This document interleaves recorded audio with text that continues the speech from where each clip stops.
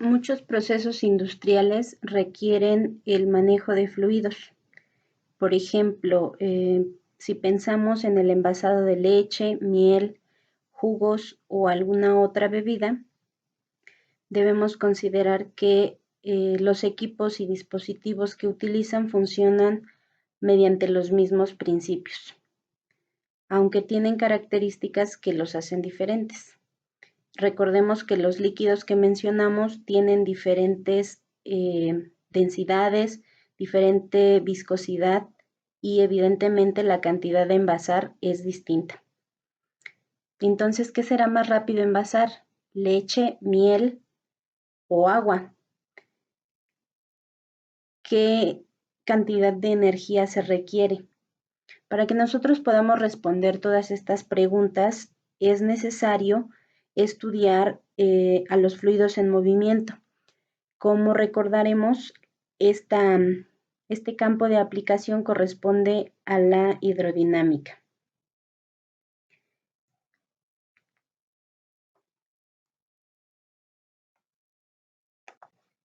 Podemos considerar que el flujo de los líquidos es estacionario, es decir, que alcanza una velocidad de fluido constante, que no varía con respecto al tiempo. Ejemplo de esto podemos considerar cuando abrimos el grifo del lavabo, el agua empieza a fluir con una velocidad variable, pero después de un par de segundos, cuando regulamos el agua, nosotros nos podemos dar cuenta que alcanza un estado permanente hasta el momento en el que es cerrada la llave y cortamos el flujo. En los fluidos no ideales se pueden estudiar dos tipos de flujo estacionario. Uno de ellos es el flujo laminar, el cual se presenta cuando las partículas que forman el fluido se mueven siguiendo trayectorias paralelas. En este caso estamos considerando que forman una especie de placas o láminas imaginarias.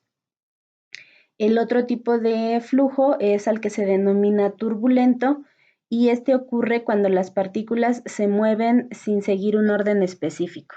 Imaginen la situación de los rápidos en un río.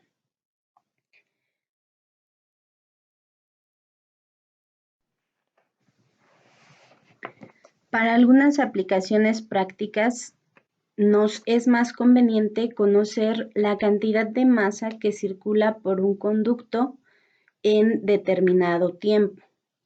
Esto es a lo que nosotros llamaremos flujo. A partir de ahora vamos a definir este concepto como la cantidad de masa del líquido que fluye a través de una tubería en un periodo de tiempo. En este caso vamos a considerar un segundo.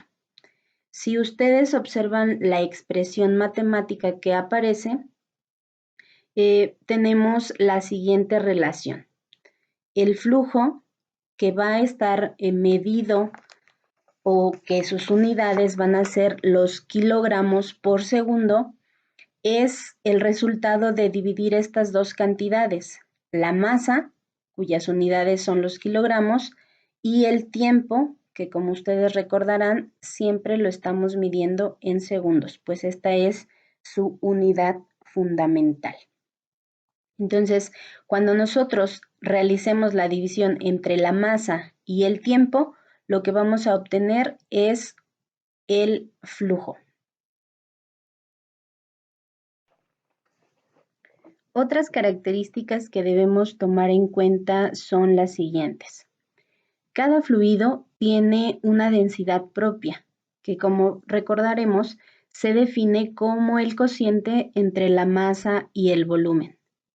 De esta manera, nosotros podemos establecer que la masa es el producto de la densidad por el volumen.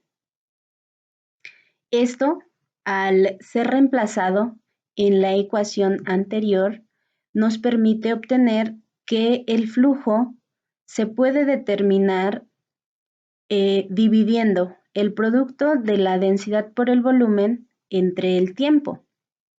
Ahora, Vale la pena mencionar que cuando nosotros definimos el gasto o caudal de un fluido, establecimos que este gasto era la relación entre el volumen y el tiempo. Entonces, integrando estos elementos en la ecuación del flujo, podemos obtener lo siguiente. El flujo también será posible calcularse mediante el producto de la densidad por el gasto. En este caso, recordemos que la densidad del fluido tiene por unidades los kilogramos por metro cúbico y que el caudal o gasto, como lo habíamos llamado también, tiene como sus unidades los metros cúbicos por segundo. De esta manera, al hacer la operación entre unidades, concluimos nuevamente que el flujo se va a medir en kilogramos por metro cúbico.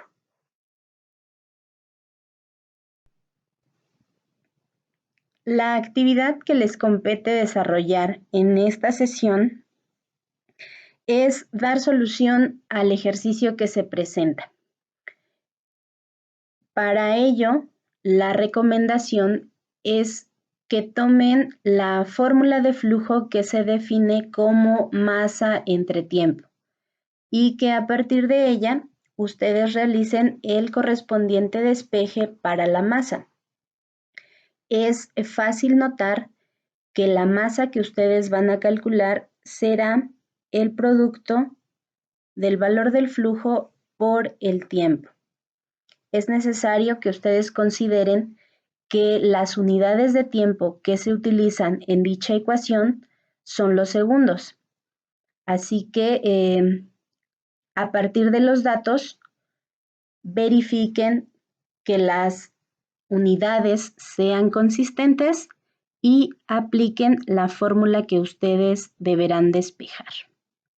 La pregunta es: ¿cuál es la masa total de agua derramada si ésta fluye a razón de 32 kilogramos por segundo y este derrame se mantiene constante durante 3 minutos? Pues, sin más, manos a la obra.